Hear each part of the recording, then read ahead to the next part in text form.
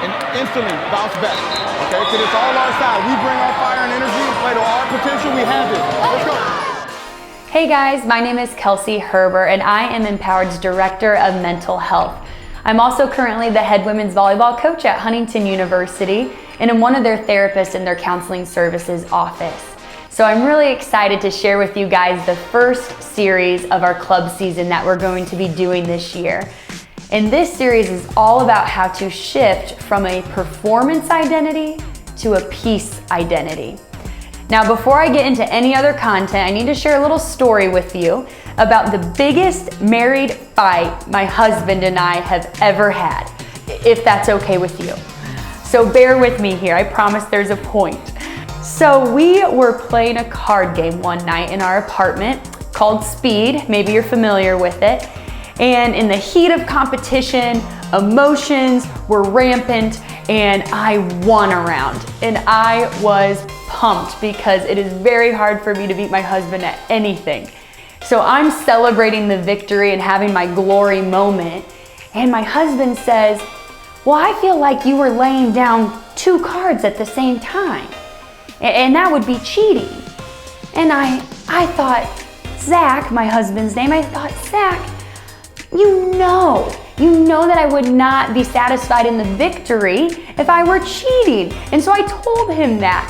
And then I proceeded to tell him that I felt like he hovered over the piles and that it made it hard for me to play cards. And so maybe he was cheating. And he got upset, I'm upset. He stands up from the kitchen table, and I promise you he did not mean for this to happen, but it did add dramatic effect. His chair falls backwards, hits the island, our kitchen island behind him, making this loud noise, and he tosses his cards at me. And I say to him, you threw your cards at me, that's childish. And he said, you're a child, and stormed off and slammed the door to our bedroom. And I'm out there in the living room and I think, okay, he is going to come to me. I'm gonna stay out here until he decides to initiate this conversation. I'm gonna stand my ground. Well, within moments, Zach comes walking out of our bedroom. He walks into the living room where I'm sitting and he says, are you okay? And I said, no, I'm not okay.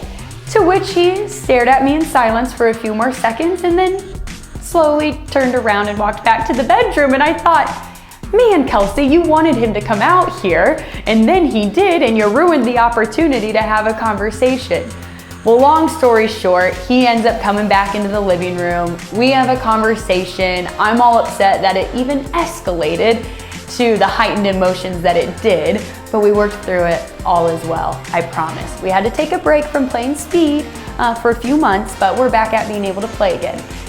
But the reason I tell you that story, that silly story, is because performance in the heat of competition can certainly affect our emotions, just like it did for me in that game of Speed.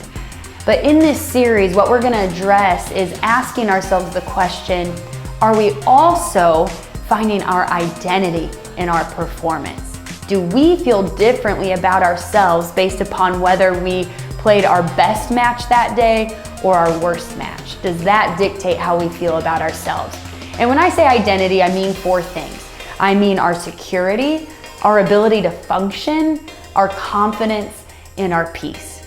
A sneak peek into next week is that we're gonna do a self-evaluation to see if we are finding our identity in our performance. But until then, I wanna leave you with a question that I would like you to ask yourself and have some discussion about within your family, within your teams, with your friends.